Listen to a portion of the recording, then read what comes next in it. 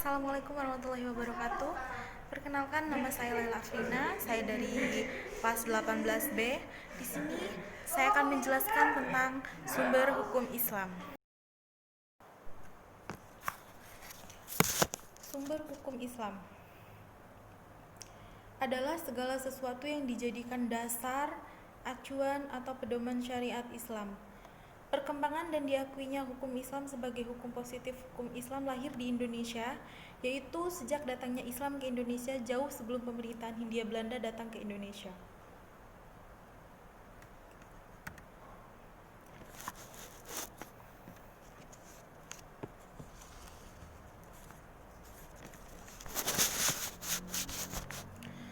Selanjutnya, sumber hukum Islam merupakan terjemahan dari kata al-masyadir al-ahkam. Kata-kata tersebut tidak ditemukan dalam literatur hukum Islam klasik maupun usul fikih klasik.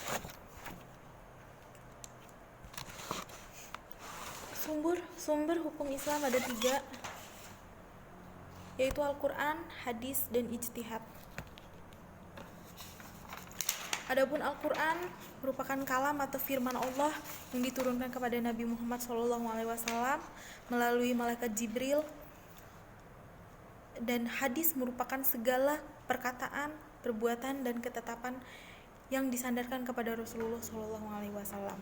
Dan terakhir ada ijtihad, merupakan usaha sungguh-sungguh yang dilakukan seorang mujtahid dalam rangka mengetahui hukum-hukum syariat. Yang pertama, Al-Quran. Al-Quran merupakan sumber hukum Islam utama yang menjadi dasar dan dari keseluruhan struktur Islam. Al-Quran memiliki otoritas tertinggi jika berhubungan dengan prinsip-prinsip Islam. Artinya, semua hukum-hukum Islam yang lain apabila bertentangan dengan Al-Quran, maka akan menjadi gugur dan tidak dapat digunakan sebagai landasan hukum. Sedangkan pengertian Al-Quran secara harfiah, yaitu bacaan atau himpunan, secara istilah kitab suci umat Islam yang berisi firman-firman Allah. Unsur-unsur yang terkandung dalam Al-Quran, yaitu Al-Quran adalah kalam Allah, Al-Quran mempunyai daya ijaz, dan Al-Quran mempunyai penyampaiannya secara mutawatir. Selanjutnya ada fungsi-fungsi Al-Quran yang sudah disebutkan dalam Al-Quran. Surat Al-Qalam, Quran surat Al-Jathiyah, Quran surat Az-Zumar, Quran surat Ali Imran, Quran surat An-Nahl, Quran surat Luqman, dan Quran surat Al-Isra. Sedangkan dalam hadis Nabi, Rasulullah SAW pernah bersabda, "Bacalah Al-Quran, karena ia akan datang memberi syafaat kepada para pembacanya pada hari kiamat nanti." Hadis riwayat Muslim. Kandungan Al-Quran sebagai sumber hukum Islam yang utama terdiri dari 4 macam tuntunan bagi umat manusia, yaitu yang pertama ada keimanan atau kaidah, yang kedua ada akhlak, yang ketiga ada ritual ibadah, dan yang terakhir ada hubungan antar manusia beserta amal perbuatan dalam lingkup bermasyarakat dan muamalah. Selanjutnya ada hadis. Setelah Al-Quran, maka sumber hukum Islam yang kedua adalah hadis Rasulullah SAW. Banyak pengertian ataupun definisi dari para ulama tentang hadis. Akan tetapi secara umum, hadis adalah setiap perkataan, perbuatan, ataupun ketetapan yang disandarkan kepada Rasulullah SAW.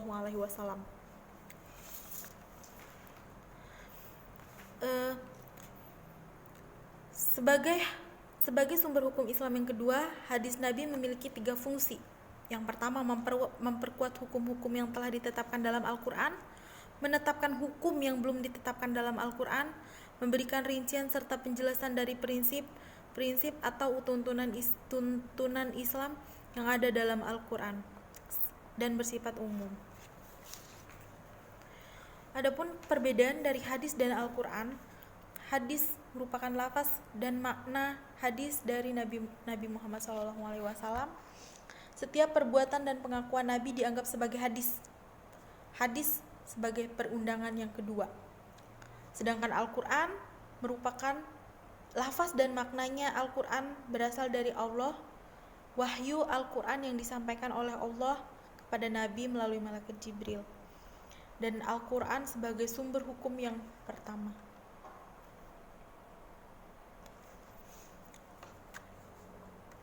Selanjutnya ada ijtihad.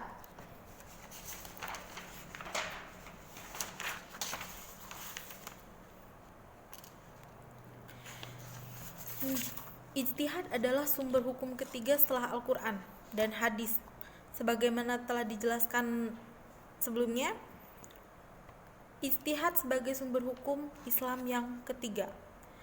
Dan ijtihad memiliki arti berikhtiar dengan sepenuh hati dan bersungguh-sungguh berusaha menemukan pemecahan masalah yang tidak ada atau belum ada ketetapannya pada Al-Quran maupun hadis Nabi. Selanjutnya, landasan ilmu dan hukum ketika melakukan proses ijtihad, yaitu seseorang harus memahami isi kandungan Al-Quran dan hadis dengan baik, khususnya yang bersangkutan dengan hukum-hukum Islam.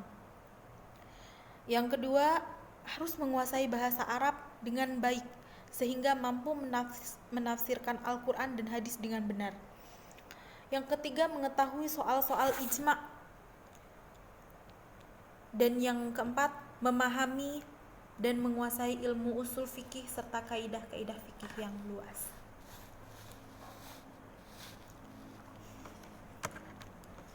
Ijtihad itu ada dua, yaitu ijma' dan qiyas.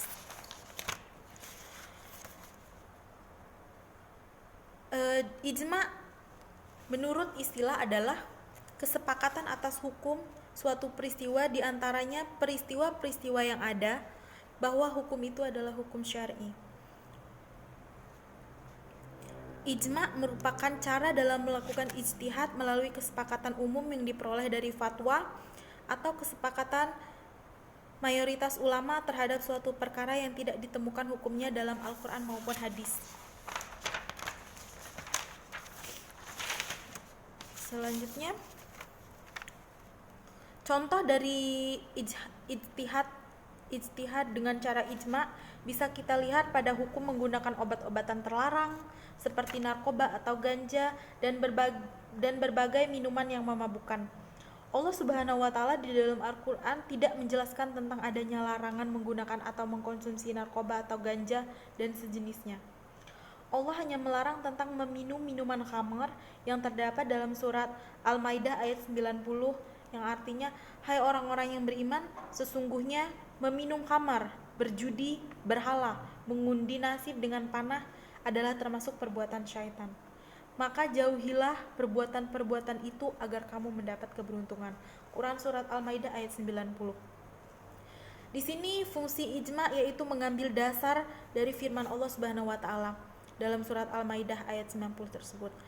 Para ulama bersepakat tentang keharaman mengkonsumsi ganja dan narkoba dan sejenisnya karena dapat memabukkan seperti layaknya mengkonsumsi khamar yang sangat jelas dilarang oleh Allah Subhanahu wa Ta'ala.